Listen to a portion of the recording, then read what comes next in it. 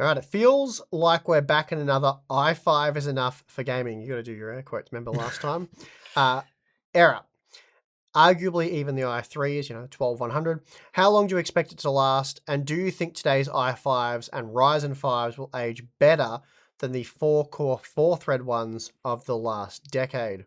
I think the original 4-core, 4-thread CPUs aged really well. I think it was just the last few that didn't.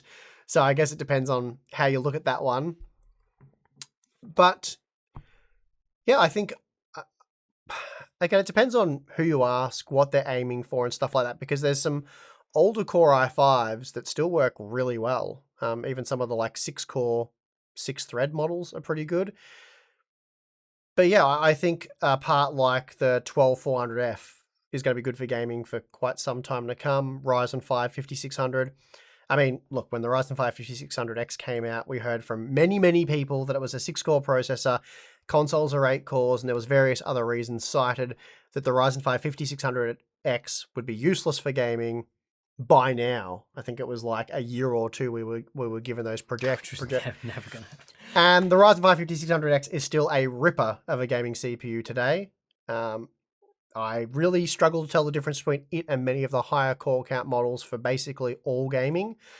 And I expect the 5600X to be a ripper of a gaming CPU for at least the next few years to come. So yeah, they've definitely got legs. And I think by the time they go the way of the 4-core, 4-thread, like Core i5 7600K is probably the best example there, because that was the last of those CPUs really. I don't know again, it is a crystal ball thing. I would think to the point where the 5600X goes that way, I don't know, 4 years from now. Yeah, I think that they'll have a similar longevity to those, more the original 4-core, 4-thread parts, because I think there's always a lag in terms of game developers producing CPU effects in their games and really updating their game engines to new generations of hardware and stuff. So by the time that those 4-core, 4-thread CPUs became useless was when, even then they still work in some games, but you know what I mean. They're largely useless in modern games, yeah. though. So to the point where the 5600X is largely useless in modern games, I think we're looking many years down the track. Yeah, I think it'll be a similar lifespan, because by the time game developers developing new game engines to utilize many more cores, it takes a long time for that to happen. I think the 5600X will age more like a 2500K, not a 7600K. But when was the first 4-core, 4-thread CPU from Intel? Right. When was that? Ages ago? Yeah, it was ages ago. So that's what I mean. That's the longevity that we're looking at. Days. Yeah, well, different. They were two IPC, dual cores stuck together, though.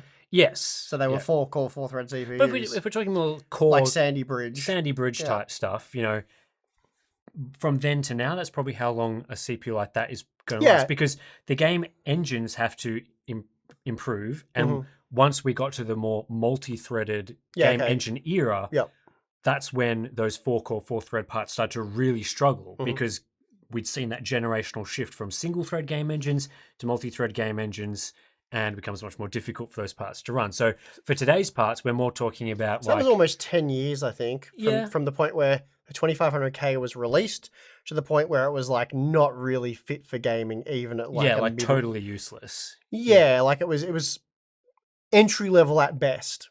Yep. 10 years. So by that, you would say another 8 years for the 5600X. So, probably. Yeah, I said at least 5. Yeah, I think that, because you're thinking games today that are developed with next generation technologies in mind, there's very few of them. Almost none are developed with that in mind.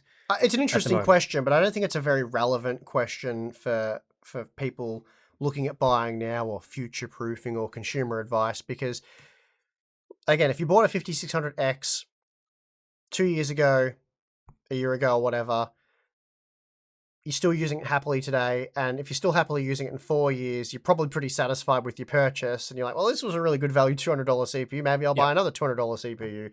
You're not really going to get 8 years from now down the track and be like, oh, geez, it's not really working out anymore. I guess I'll have to buy another $200 CPU. And it depends on the performance expectations that you want too. Like, we're talking primarily about usable as in any sense. Sure. Whereas I'm sure at some point the 5600X is going to be, as you say, more of an entry level to slow part. Which we're projecting to be 8 years from now. But if we would, I'm saying 8 years will be unusable. Yeah, okay. I think before then there'll be a point where it's relatively slow. Yeah, like what we're seeing with the Ryzen 5 1600, for example, in Spider-Man, where it's like, it kind of plays at 60 FPS, but you should be considering an upgrade at that point. So I think 4 to 5 years considering so that's an upgrade. 5 years, 5 years strongly considering an upgrade, and then probably 8 to 10 years where it will be very much not capable. But we'll see. Yeah, it's a guess. Pretty much.